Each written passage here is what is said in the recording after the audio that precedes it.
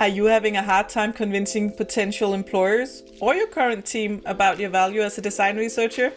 Well, look no further. In this video, I'm going to give you 5 reasons why design research can make the difference between failed design and successful design. My name is Kirstine, and I help you become a better design researcher so you and your team can make better designs. Honestly, there's so many reasons why design research must be the foundation for any design, but here I've picked the 5 absolutely most important. The first reason is that without design research, you can actually end up making designs that are harmful or dangerous to the users. This can be everything from pill bottles that can be opened by children to this design of a slide on a playground. You wouldn't think that you needed to do research in order to know that you don't design a slide where there's one opening that then spreads out to 3 different lanes. It should be quite obvious that that can potentially be dangerous. And of course, there's much more dangerous designs than this. Let me know in the comments what harmful designs you've come across. The second reason actually also has to do with causing harm, but in a much more invisible way. If you don't do your design research, you can end up creating what I would call structurally harm. Through design, we also exercise power, meaning that by design, you can exclude certain people, you can benefit certain people while hurting others, and can actually be undignifying for a certain group of people. One incredibly interesting example of this has to do with snowplowing, of all things. In a city in Sweden, city officials discovered that after a snowstorm, they would remove the snow from the big lanes first and then the sidewalks and the bike lanes. However, they also discovered that this ended up actually benefiting men and hurting women. How, you ask? Well, it turns out that women prefer walking or biking or taking public transportation compared to men that prefer using their cars. Removing the snow from the major streets first then is not only a practical priority, it also becomes a structural issue where you prioritize men's needs over women's. This actually also showed in a very physical way in that hospitals could report that most ice-related injuries were happening to women. By then snowplowing in the reverse order, they ended up making the city more accessible to pedestrians and also encouraged people to take public transportation more. What we see by this example is that then something as innocent as snowplowing can affect immediately unrelated issues like the disproportionate benefits for men versus women. This discovery could only have been made through research, so don't think that your skills don't matter in the big scheme of things. Okay, the third reason why your design team cannot do without your skill is that research can help identify the real issue that needs to be solved. Oftentimes, people will have an initial idea about what the problem is in a given situation and then take that problem at face value. What ends up happening is that you design a solution that actually doesn't solve the problem, or at least not entirely.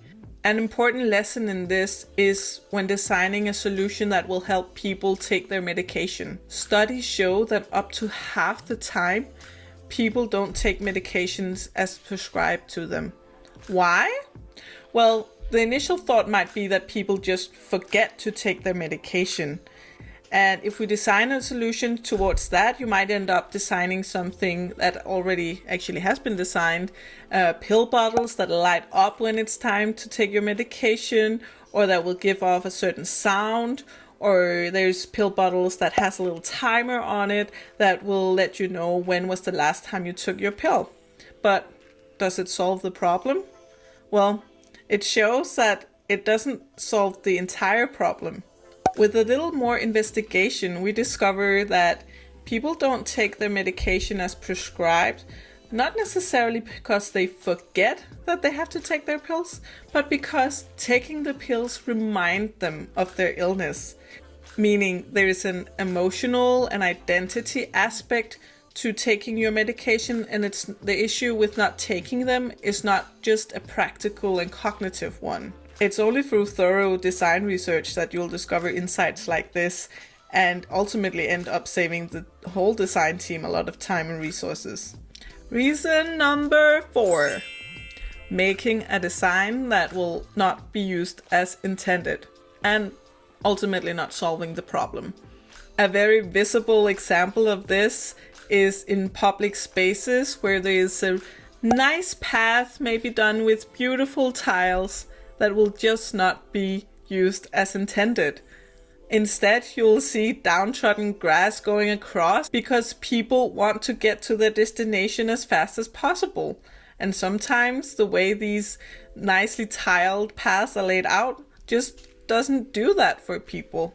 Had there been proper design research done, the designers would have realized the traveling patterns and needs of the users, and you would have ended up doing a much more effective and maybe also beautiful design. Somewhat connected to this is reason number 5 why you as a design researcher can help your design team not F up.